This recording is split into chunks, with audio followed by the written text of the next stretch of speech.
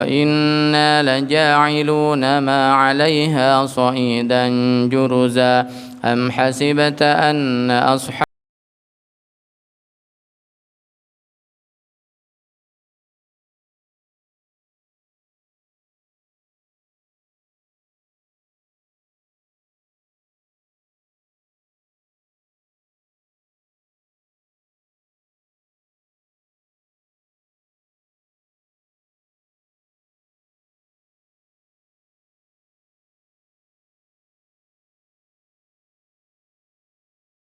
من لدنك رحمة وهيئ لنا من أمرنا رشدا اللهم ربنا آتنا من لدنك رحمة وهيئ لنا من أمرنا رشدا في كل لحظة أبدا عدد خلقك ورضا نفسك وزنة عرشك ومداد كلماتك فضربنا على آذانهم في الكهف سنين عددا ثم بعثناهم لنعلم أي الحزبين أحصى لما لبثوا أمدا نحن نقص عليك نبأهم بالحق إنهم فتية آمنوا بربهم وزدناهم هدى وربطنا على قلوبهم إذ قاموا فقالوا ربنا رب السماوات والأرض لن ندعو من دونه إلها لقد قلنا إذا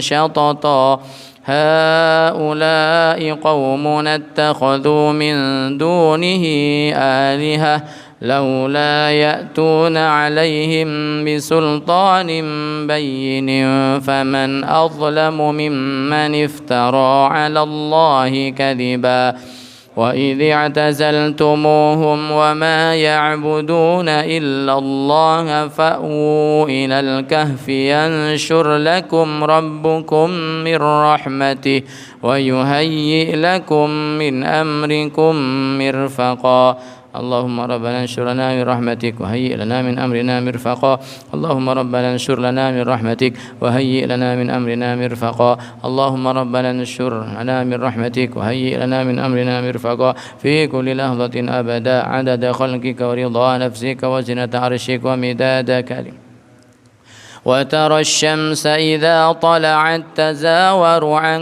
كهفهم ذات اليمين وإذا غربت تقرضهم ذات الشمال وهم في فجوة منه ذلك من آيات الله من يهد الله فهو المهتد ومن يضلل فلن تجد له وليا مرشدا وتحسبهم أيقاظا وهم رقود ونقلبهم ذات اليمين وذات الشمال وكلبهم باسط ذراعيه بالوصيد لو اطلعت عليهم لوليت منهم فرارا ولملئت منهم رعبا وكذلك بعثناهم ليتساءلوا بينهم قال قائل منهم كم لبثتم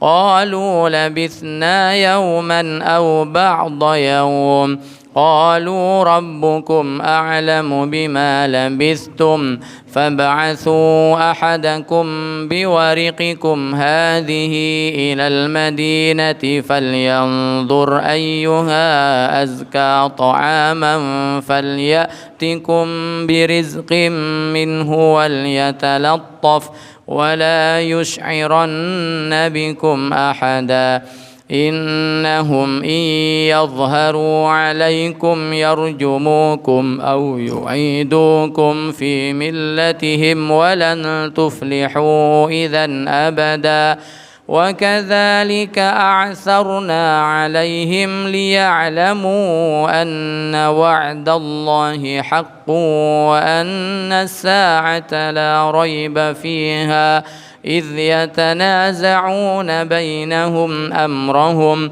فقالوا بنوا عليهم بنيانا ربهم أعلم بهم قال الذين غلبوا على أمرهم لنتخذن عليهم مسجدا سيقولون ثلاثة رابعهم كلبهم ويقولون خمسة سادسهم كلبهم رجما بالغيب ويقولون سبعة وثامنهم كلبهم قل ربي أعلم بعدتهم ما يعلمهم إلا قليل فلا تمار فيهم إلا مراء ظاهرا ولا تستفت فيهم منهم أحدا ولا تقولن لشيء إني فاعل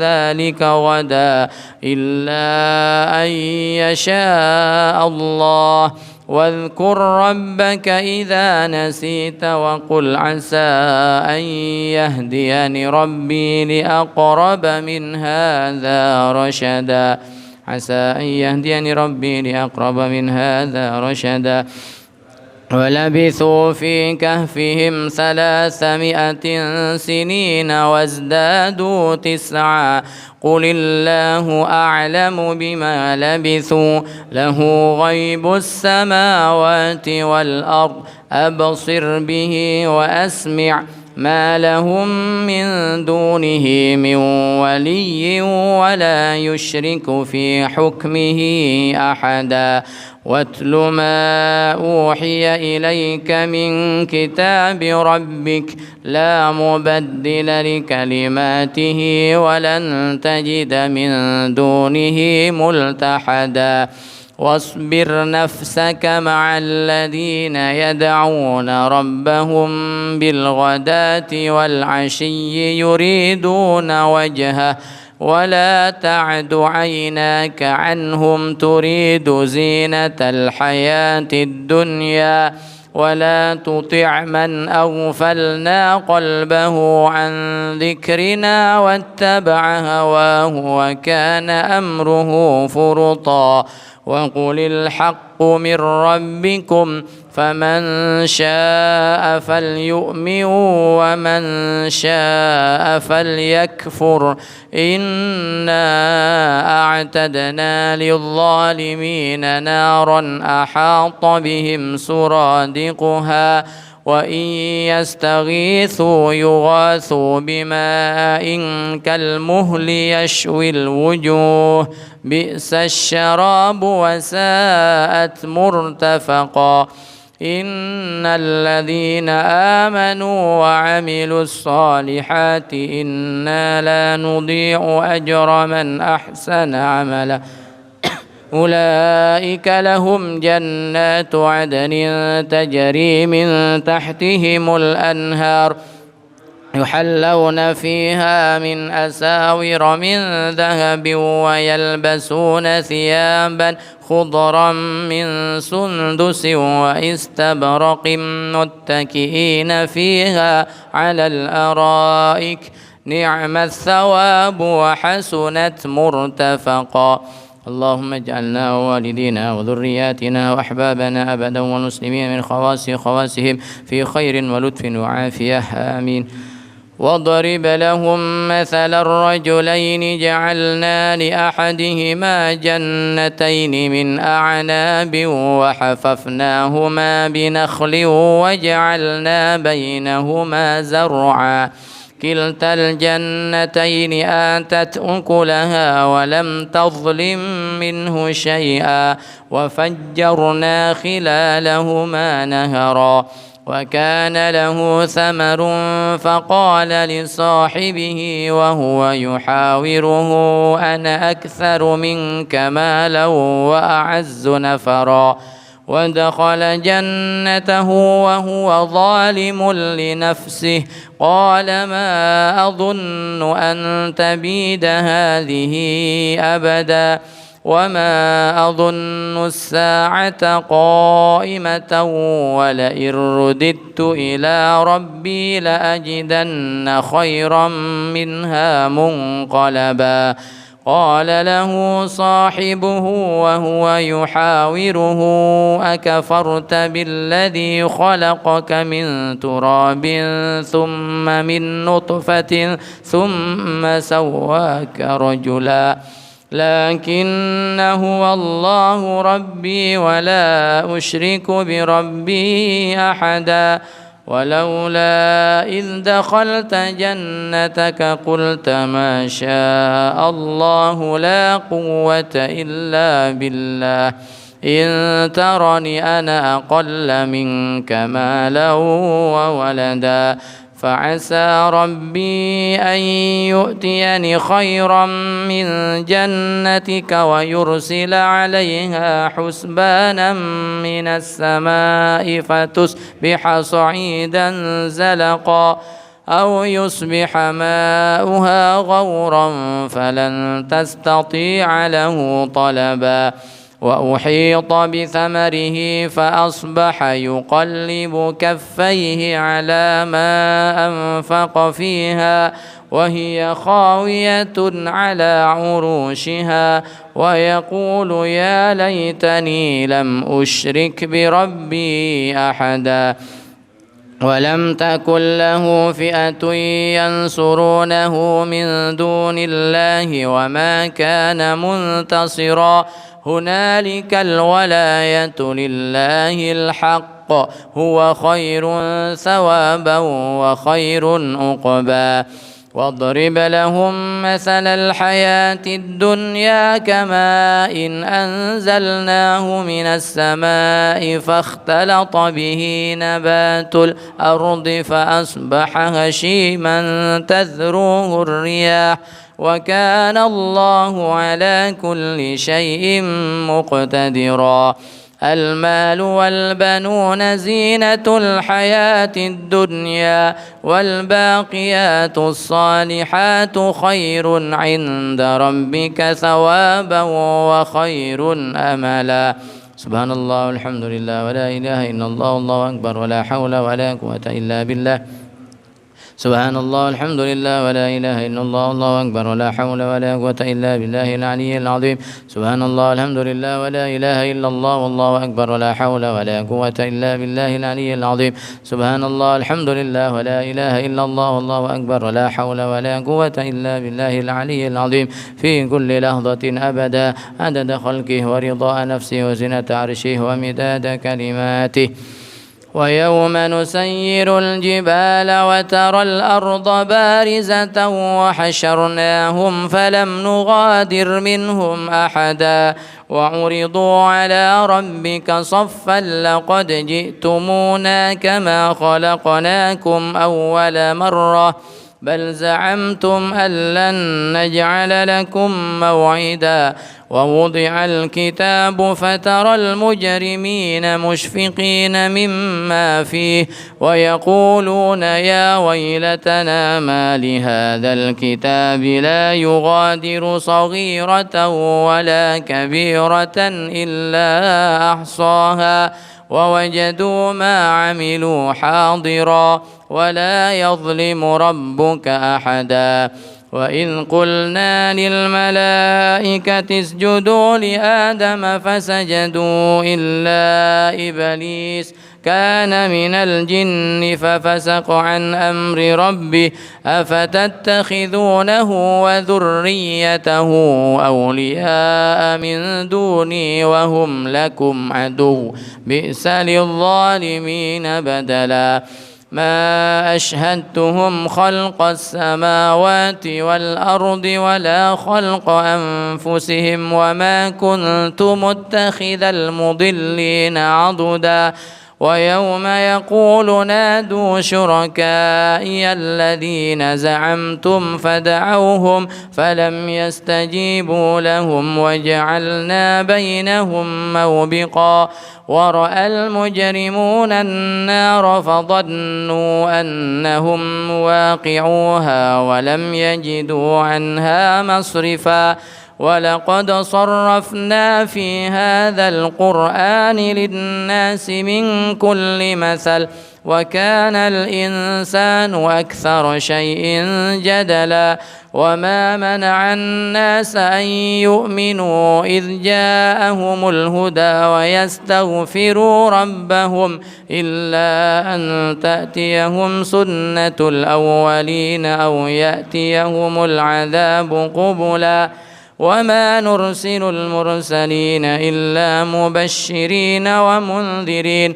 ويجادل الذين كفروا بالباطل ليدحضوا به الحق واتخذوا آياتي وما أنذروا هزوا ومن أظلم ممن ذكر بآيات ربه فأعرض عنها ونسي ما قدمت يداه إنا جعلنا على قلوبهم أكنة أن يفقهوه وفي آذانهم وقرا وإن تدعهم إلى الهدى فلن يهتدوا إذا أبدا وربك الغفور ذو الرحمة لو يؤاخذهم بما كسبوا لعجل لهم العذاب بل لهم موعد لن يجدوا من دونه موئلا وتلك القرى أهلكناهم لما ظلموا وجعلنا لمهلكهم موعدا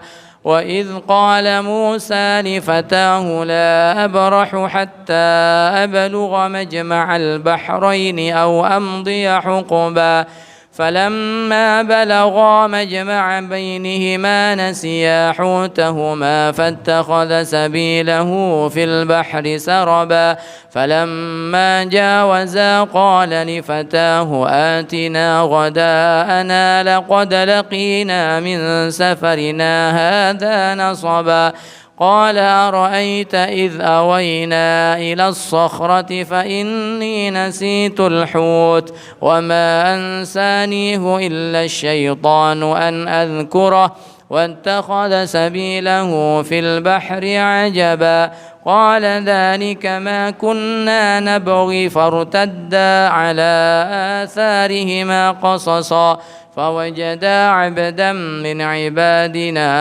آتيناه رحمة من عندنا وعلمناه من لدنا علما اللهم آتنا رحمة من عندك وعلمنا من لدنك علما اللهم آتنا رحمة من عندك وعلمنا من لدنك علما اللهم آتنا رحمة من عندك وعلمنا من لدنك علما اللهم إنا نسألك العلم اللدني والمشرب الصافي الهني يا وهاب يا غني اللهم إنا نسألك العلم اللدني والمشرب الصافي الهني يا وهاب يا غني اللهم إنا نسألك العلم اللدني والمشرب الصافي الهني يا وهاب يا غني في كل لحظة أبدا عدد خلقك ورضا نفسك ومداد زينة عرشك ومداد كلماتك قال له موسى هل أتبعك على أن تعلمني مما علمت رشدا قال إنك لن تستطيع معي صبرا وكيف تصبر على ما لم تحط به خبرا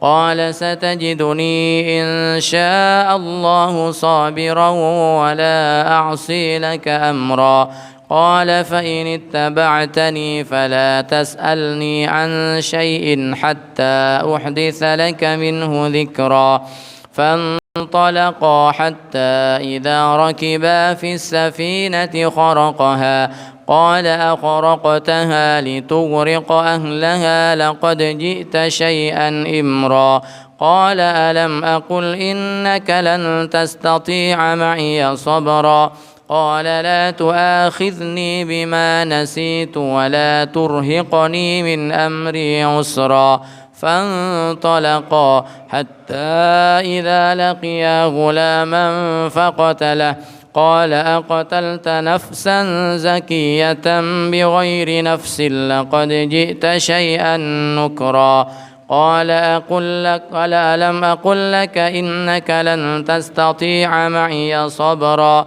قال إن سألتك عن شيء بعدها فلا تصاحبني قد بلغت من لدني عذرا. فانطلقا حتى إذا أتيا أهل قرية استطعما أهلها فأبوا أن يضيفوهما فوجدا فيها جدارا يريد أن ينقض فأقامه. قال لو شئت لاتخذت عليه أجرا. قال هذا فراق بيني وبينك سأنبئك بتأويل ما لم تستطع عليه صبرا. أما السفينة فكانت لمساكين يعملون في البحر فأردت أن أعيبها وكان وراءهم ملك يأخذ كل سفينة غصبا. وأما الغلام فكان أبواه مؤمنين فخشينا أن يرهقهما طغيانا وكفرا فأردنا أن يبدلهما ربهما خيرا منه زكاة وأقرب رحما. وأما الجدار فكان لغلامين يتيمين في المدينة وكان تحته كنز لهما وكان أبوهما صالحا فأراد ربك أن يبلغا أشدهما ويستخرجا كنزهما رحمة من ربك وما فعلته عن أمري ذلك تأويل ما لم تستطع عليه صبرا. ويسألونك عن ذي القرنين قل سأتلو عليكم منه ذكرا. إنا مكنا له في الأرض وآتيناه من كل شيء سببا فأتبع سببا حتى إذا بلغ مغرب الشمس وجدها تغرب في عين حمئة ووجد عندها قوما قلنا يا ذا القرنين إما أن تعذب وإما أن تتخذ فيهم حسنا. قال أما من ظلم فسوف نعذبه ثم يرد إلى ربه فيعذبه عذابا نكرا.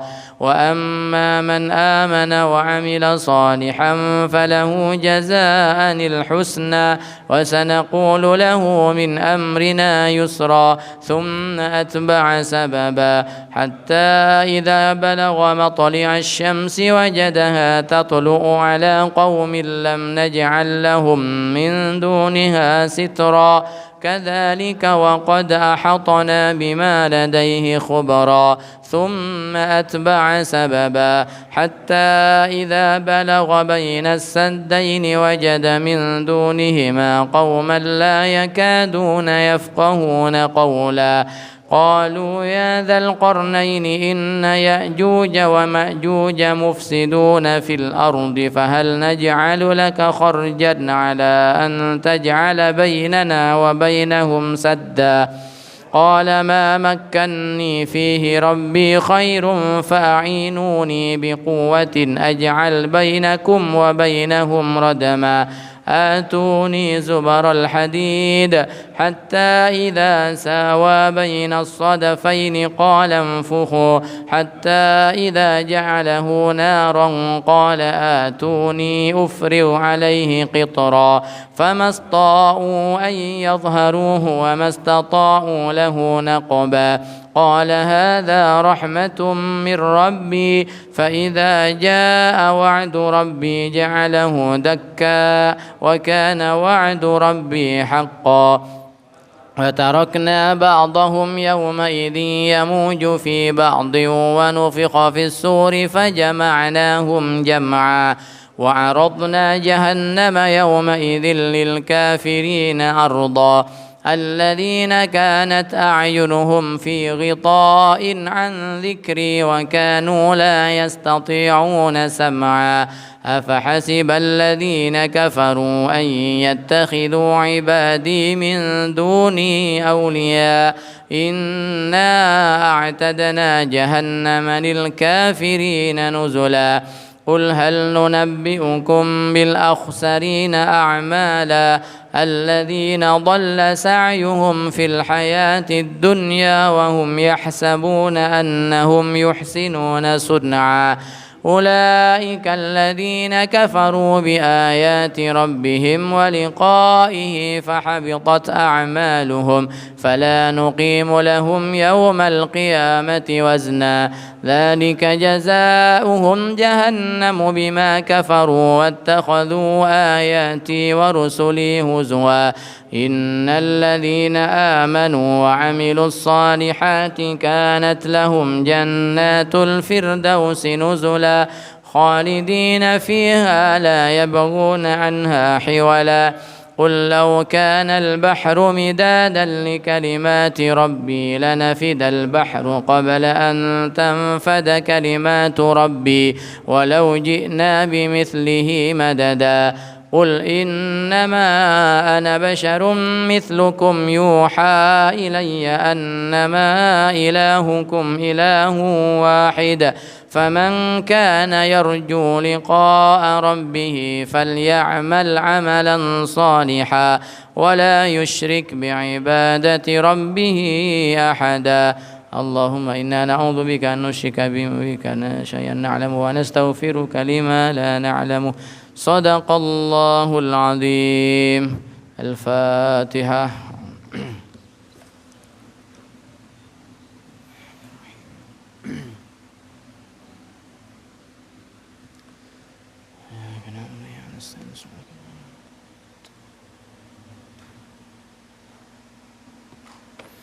بسم الله الرحمن الرحيم نويت التعلم والتعليم والتذكر والتذكير والنفع والانتفاع والإفادة والاستفادة والحث على التمسك بكتاب الله العزيز سنة رسوله والدعاء إلى الهدى والدلالة على الخير ابتغاء وجه الله تعالى ورضاه وقربه وثوابه سبحانه اللهم يا من مقاليد الأمور كلها بيده وإليه يرجع الأمر كله يا فتاح يا عليم افتح علينا فتحا قريبا بسم الله والحمد لله والصلاة والسلام على سيدنا رسول الله وآله وصحبه ومن تبع هداه ومن والاه أما بعد فنقرأ كتاب بدور السعادة السيد الحبيب محمد أمين بن شيخ أبو بكر بن سالم أمتع الله بطول حياته ونفعنا بعلومه في الدارين اللهم آمين إلى أن قال فائدة الكفاءة في النكاح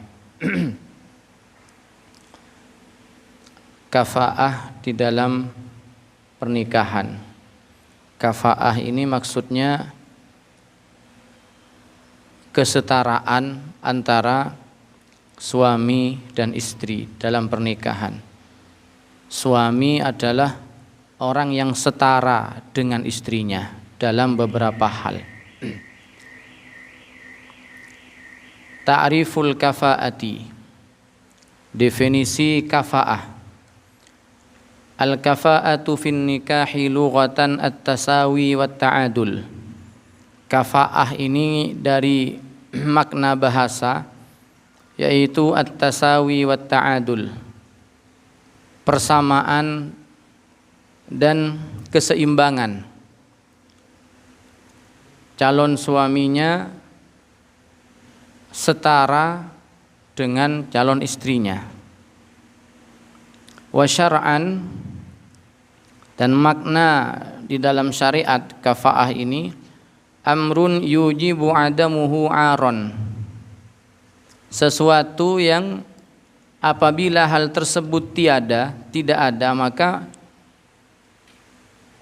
membuat orang menjadi malu dengan ketiadaannya. Artinya tidak kafaah itu menyebabkan salah satu dari pasangan tersebut malu karena tidak setara. Wa dhabituha musawatuz zauji lizaujah. Adapun batasan-batasannya yang dimaksud dengan kafaah ini adalah musawatuz zauji, kesetaraan suami lizaujah untuk istri. Artinya suami ini memang benar-benar setara dengan istrinya dalam banyak hal nanti. Fi kamalin, baik setara di dalam kebaikan-kebaikannya, kesempurnaan-kesempurnaannya, au khissatin, atau keburukan-keburukannya, ma'adas salamata min uyubin nikah, selain hal-hal yang ma'adas salamata min uyubin nikah, selain sesuatu yang tidak termasuk as-salamah min uyubin nikah, keselamatan seseorang dari cacat-cacatnya pernikahan. Nanti ada salamah min uyubin nikah. Uyubun nikah itu apa saja, hal-hal yang dianggap cacat di dalam pernikahan itu apa saja yang terjadi pada suami atau istri. Sedangkan hukumnya hukmul kafaah, atau dalam bahasa sehari-hari disebut dengan kufu ya. Kufu itu ya kesetaraan, sepadan, keserasian, itu suatu hal yang sama. Hukumnya apa hukumnya kafaah ini? Al-kafaatu tu'tabaru syartun lis-sihhah inda adamir ridha minal mar'ati wahdaha fi jabbin wa innatin. Kafaah ini termasuk salah satu syarat lis-sihhah, syarat sah di dalam pernikahan inda adamir ridha, ketika tidak adanya ridho, artinya tidak diridhoi oleh perempuan, minal mar'ati, si perempuan nggak mau karena dianggap tidak kafaah, fi jabbin wa innatin, dalam hal misalnya karena suaminya punya satu kekurangan, yang kekurangan itu tidak bisa ditoleransi. Seperti apa? Fi jabbin, suaminya hilang kemampuan alat kelaminnya, artinya alat kelaminnya tidak berfungsi. Seperti orang ya dikebiri nggak berfungsi, yang nggak bisa dipakai, maka dalam hal ini istri bisa menolak. Wa innatin, dan suaminya punya penyakit impoten permanen. Suaminya punya penyakit impoten permanen. Maka kalau dalam hal ini perempuan tidak bisa menerima, maka tidak bisa diteruskan pernikahannya. Wa ma'a waliyihal aqrabi fima siwahuma, dan juga kafaah ini bisa, artinya seseorang itu bisa ditolak karena tidak kafaah, tidak kufu dengan istrinya. Yang berhak menolak itu siapa? Waliyuhal aqrab, walinya yang paling dekat, misalnya bapaknya. Fima siwahuma, di dalam cacat-cacat yang selain dua yang disebutkan, selain hilangnya kemampuan alat kelamin atau impotensi permanen. Wa illa falaisat syarton laha. Kenapa kok orang itu harus mesti kafaah di dalam pernikahan? Harus ada keseimbangan, kesetaraan dan keserasian antara calon suami dan calon istrinya. Illatu wujubi i'tibaril kafaati. Apa faktornya, apa sebabnya kafaah itu harus ada di dalam pernikahan? Qala al-allamah Al-Habib Zain bin Ibrahim bin Sumait hafizahullah taala, Al-Habib Zain berkata, illatu wujubi mura'atil kafaati fin nikahi hiya, kata beliau, faktor yang menjadi wajibnya terjaganya kafaah, kesetaraan di dalam pernikahan adalah daf'ul ari al-mulawwith lil irdi, yaitu untuk menolak malu yang mana itu bisa mencoreng kehormatan seseorang. Jadi kalau misalnya enggak kafaah, tidak setara, maka itu bisa membuat calon istri, bisa membuat keluarga dari si perempuan bisa malu. Yang mana kalau mereka malu bisa mencoreng kehormatan keluarganya. Sehingga kafaah itu, kesetaraan itu diperlukan dalam hal ini. Alladzi huwa minal kulliyatil khams, yang mana menjaga kehormatan seseorang itu merupakan salah satu dari 5 pokok atau 5 dasar dalam ajaran-ajaran Islam. Allati yajibu hifdzuha bil ijma', yang mana 5 hal ini wajib dipelihara, wajib dijaga menurut ijma' ulama. Jadi dalam ajaran syariat itu, semua ajaran-ajaran Islam itu, maka diantara tujuannya yaitu al-kulliyatul khams namanya. Ada 5 pokok, 5 dasar yang harus dijaga oleh siapapun di dalam menjalankan syariat, dan bahkan tujuan-tujuan syariat itu mengarah kepada salah satu dari 5 itu.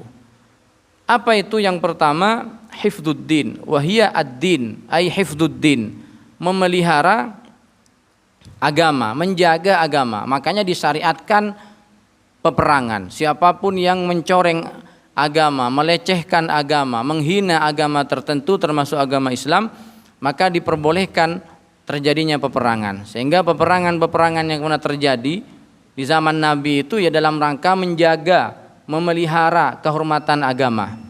Tidak boleh agama itu dilecehkan, tidak boleh agama itu dihina.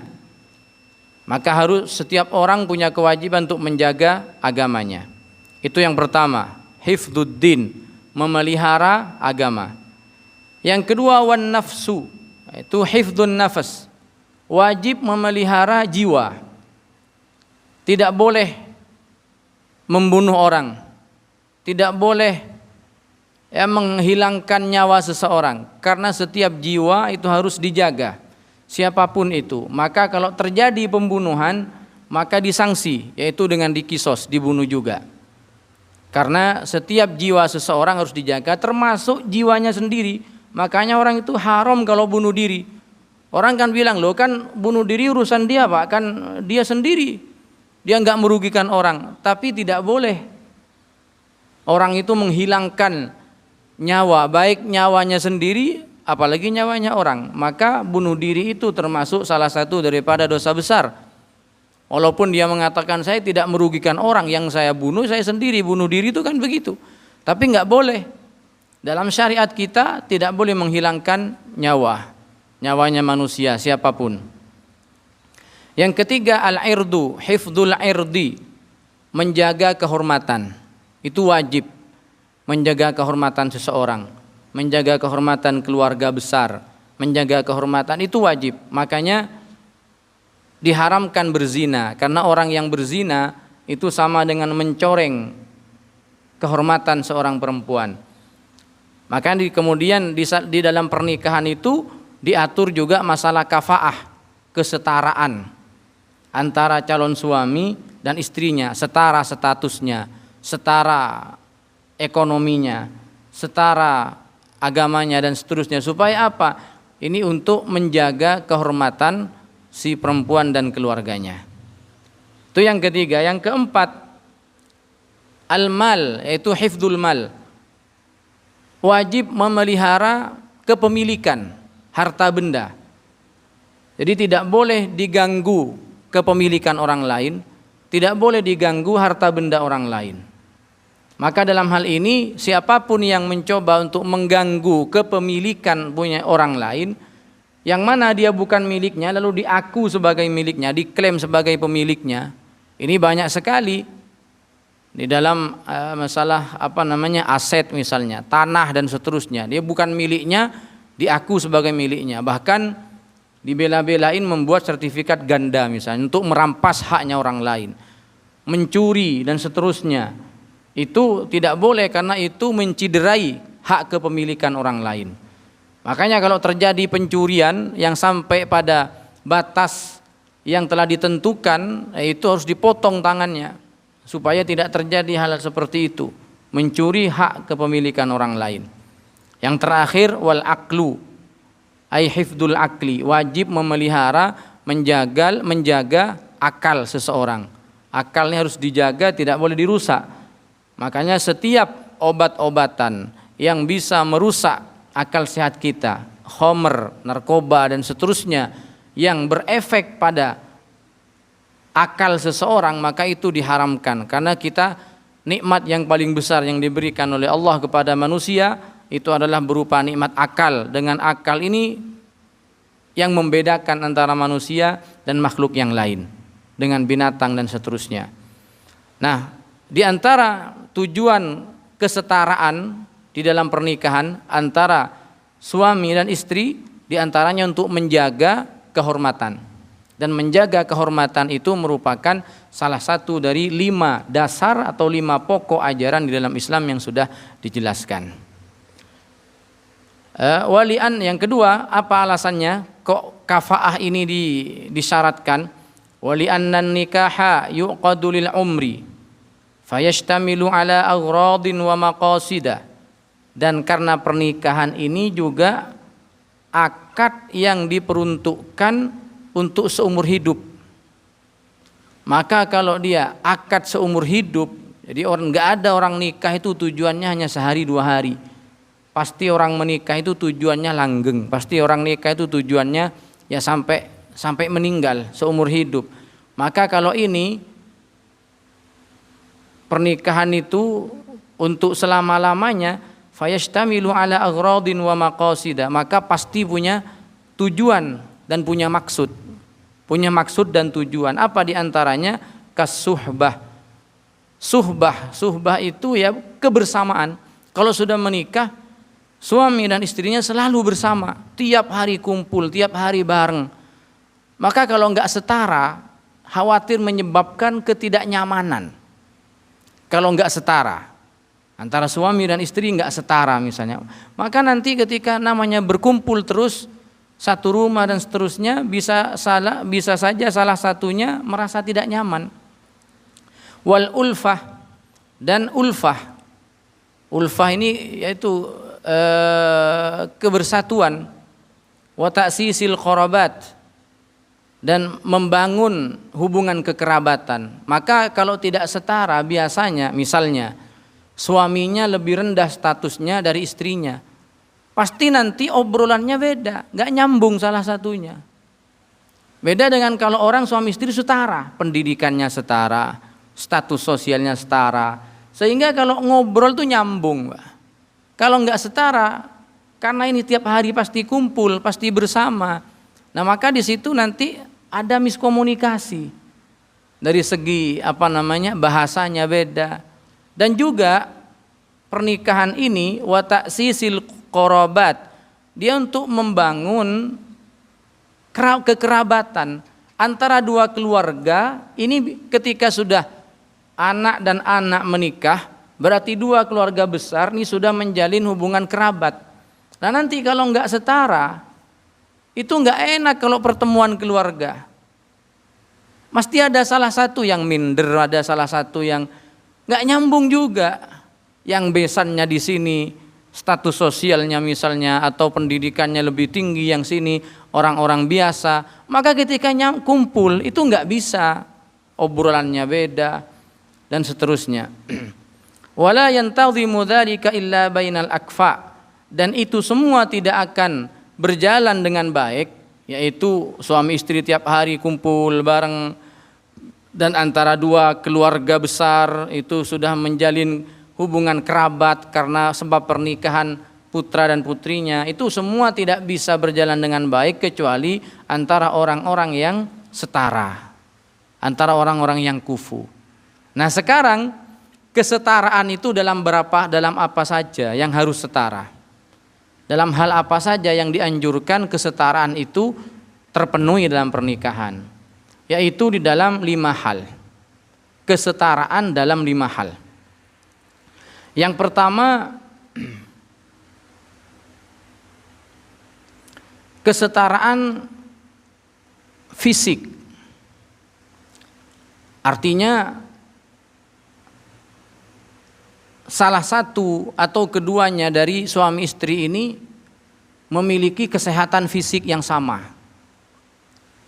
Tidak ada yang punya penyakit yang menular. Jadi kesetaraan fisik itu yang pertama. Nanti dijelaskan. Yang kedua,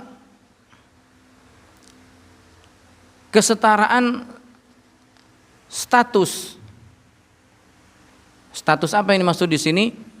Yang dimaksud adalah orang yang merdeka hurriyah, kesetaraan orang yang hurriyah, orang yang merdeka dengan orang merdeka. Kalau dulu ini banyak ditemui budak-budak dan hamba sahaya, kalau sekarang sudah tidak ada, jadi aman di sini. Jadi kalau istrinya itu perempuan merdeka, ya suaminya perempuan merdeka, laki-laki merdeka. Jangan istrinya perempuan merdeka, suaminya budak dan hamba sahaya. Yang ketiga, kesetaraan nasab, keturunan. Kesetaraan nasab dan keturunan. Yang keempat, kesetaraan perilaku, iffah namanya. Perilaku dalam menjalankan agama. Ini orang baik agamanya, ini orang buruk agamanya. Artinya sama-sama agama Islam, tapi yang ini orangnya soleh, yang ini orangnya fasik misalnya. Itu kesetaraan atau baik dan buruknya seseorang di dalam hal beragama. Yang kelima, profesi, kesetaraan profesi. Jadi dalam 5 hal ini yang dianjurkan setara, yang dianjurkan terjadi kesetaraan antara suami dan istri. Baik, kita jabarkan satu-satu. Yang pertama, kesetaraan fisik. Artinya fisiknya sama-sama sehat.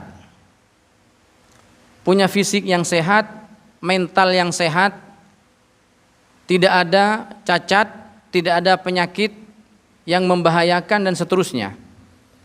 As-sifatul mu'tabaratu fiha liyu'tabara misluha fi zauji khamsah. Jadi dalam 5 hal suami itu harus setara dengan istri. Dalam 5 hal suami itu setara dengan istri. Yang pertama, salamatun minal uyub.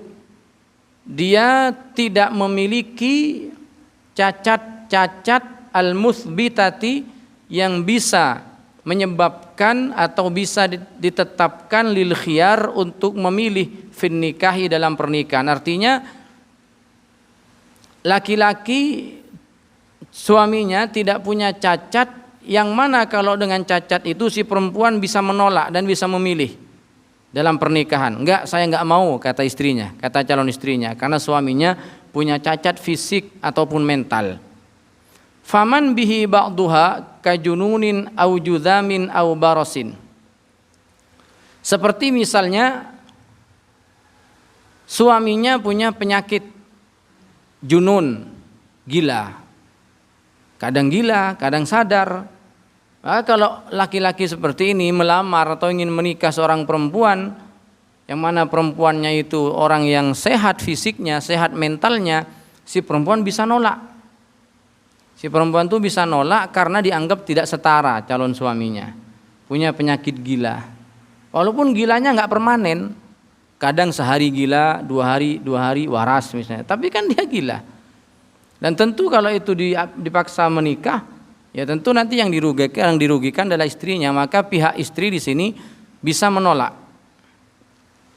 Au judhamin, punya penyakit judam. Au barosin, punya penyakit baros, belang. Ini kalau dua-duanya ini penyakit yang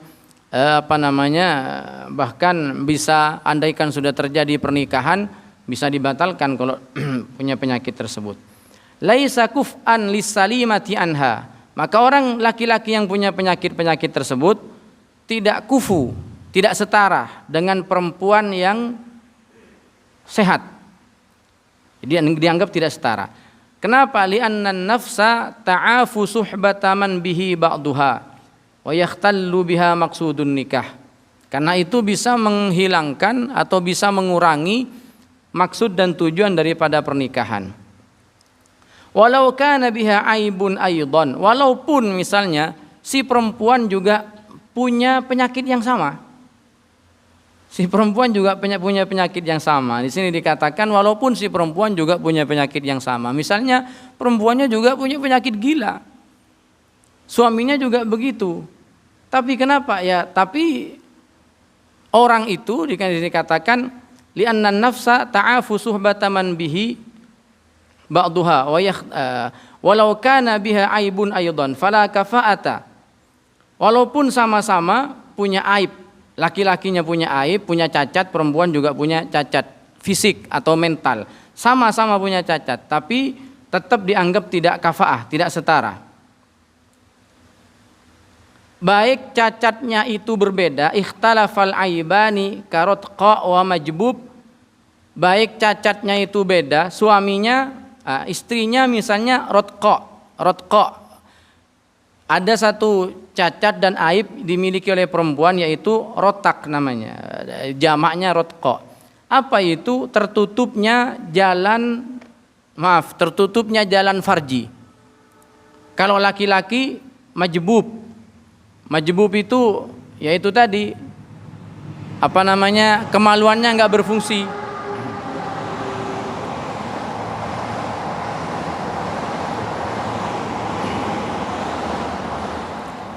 Si perempuan punya penyakit farji, yaitu tertutup jalannya, nggak ada lubangnya gitu maksudnya. Dan itu terkadang terjadi seperti itu kan, bawaan dari lahir atau karena penyakit. Si suaminya punya penyakit juga, yaitu majbub. Jadi tidak berfungsi, alat kelaminnya nggak berfungsi. Ini sama-sama punya aib, sama-sama punya cacat fisik. Tapi kalau ini menikah tetap dianggap tidak kufu. Maka jangan menikah walaupun istrinya sama-sama punya aib, tapi aibnya berbeda ataupun aibnya sama. Punya penyakit fisik yang sama, awittafaqo ka'abroso wa barso. Suaminya punya penyakit baros, belang, istrinya juga punya penyakit yang sama. Walaupun sama penyakitnya, maka tetap dianggap tidak kufu. Kenapa? Wa in kana ma biha aktsaru wa afhash. Walaupun salah satunya penyakitnya lebih parah dan satunya tidak begitu parah. Mengapa itu tidak diperbolehkan walaupun dianggap tidak kufu walaupun sama-sama punya penyakit suami dan istrinya? Li'annal insan ya'afu min ghairihi ma la ya'afuhu min nafsihi. Karena orang itu biasanya penyakit yang terjadi pada dirinya itu dia bisa merasa nyaman. Jadi kalaupun nih sama-sama punya penyakit nih, beda. Orang itu si istrinya misalnya punya penyakit baros, tadi penyakit menular misalnya. Dia merasa nyaman karena penyakit itu ada dalam dirinya. Beda kalau dengan dia berkumpul dengan laki-laki lain yang sama-sama punya penyakit, tetap merasa hal yang tidak nyaman. Maka itu supaya tidak terjadi, dalam hal ini dianggap tidak kufu. Apalagi istrinya tidak punya cacat fisik atau cacat mental, suaminya punya cacat fisik atau punya cacat mental. Walaupun sama-sama punya cacat pun dianggap tidak kufu karena orang itu terkadang merasa nyaman dengan penyakitnya sendiri tapi tidak merasa nyaman dengan penyakitnya orang. Walaupun penyakitnya sama. Misalnya ada dua orang, bukan suami istri. Ada dua orang misalnya sama-sama punya penyakit menular. Dia kan penyakit menular yang dialami dia merasa nyaman karena ada dalam dirinya. Tapi dia juga merasa risih kalaupun bertemu dengan orang yang sama-sama punya penyakit menular, tapi orang lain. Maka itu risih. Khawatir si perempuan mengalami hal begitu, maka walaupun sama-sama punya penyakit dianggap tidak kufu, tidak setara dalam pernikahan. Kita lanjutkan satu. Yang kedua, hurriyah dalam status kemerdekaan atau kebebasan. Istrinya perempuan yang merdeka, suaminya juga harus laki-laki yang merdeka, bukan budak, bukan hamba sahaya. Maka baru dikatakan setara. Farroqiku, seorang budak, kullan, baik budaknya itu total, dia memang budak secara keseluruhan, au ba'dhan, atau budak sebagian, au mukataban, budak sebagian itu budak muba'at namanya, au mukataban atau budak mukatab. Budak mukatab itu budak yang mau memerdekakan dirinya, kemudian dia bayar kepada tuannya, dia bilang, wahai tuanku, berapa hargaku kalau dijual berapa? Lalu tuannya bilang, kamu 10 juta hargamu. Lalu dia bilang, saya minta kesempatan untuk bekerja dan saya cicil tiap bulan akan saya bayar sekian sampai lunas 10 juta. Maka kata tuannya, oke, nggak apa-apa. Jadi dia disuruh kerja tiap bulan nyicil sampai dia lunas baru dia merdeka. Di tengah-tengah nyicil tuh dia namanya budak mukatab. Pokoknya ada budak apapun itu jenisnya, laisa kuf'an li hurratin walau atiqatan. Dia tetap dianggap tidak kufu dengan perempuan yang merdeka. Li'annaha tu'ayyaru bihi wa tatadarraru bisababin nafaqah. Kenapa? Karena kalau suaminya tidak merdeka, istrinya merdeka, maka itu nanti akan membahayakan istrinya. Seperti contoh dalam hal memberikan nafkah misalnya, pasti terganggu dan terhambat dalam banyak hal. Li'annahu laisa 'alal 'abdi illa nafaqatul mu'sir. Li'annahu laisa 'alal 'abdi illa nafaqatul mu'sir. Karena tidak ada bagi seorang hamba laki-laki illa nafaqatul mu'sir. Walihada khuyyirat Bariratu lamma ataqat tahta zawjiha wa kana 'abdan aswadan. Oleh karena itu ada seorang perempuan namanya Barirah disuruh milih lamma ataqat tahta zawjiha, ketika dia merdeka, wa kana 'abdan aswada, dan dia masih punya suami yang statusnya budak. Ya, masih punya suami yang statusnya budak, maka disuruh milih. Wa yuqalu lahu Mughits, dan suaminya disebut bernama Mughits. Warriku fil ummahat la yu'assiru kama fi zawaidir rawdah annahul mafhum min kalamihim wa sarraha bihi fil bayan khilafan lima bahathahu Rafi'i fit ta'thir wa wafaqahu Ibnu Rif'ah. Ala kulli hal, kalau yang kedua ini insyaallah kita aman, karena sekarang tidak ada lagi perbudakan di atas dunia ini. Konteksnya di zaman dulu masih ada perbudakan, sehingga kita tidak menjelaskan secara detail karena hal ini di zaman kita tidak terjadi.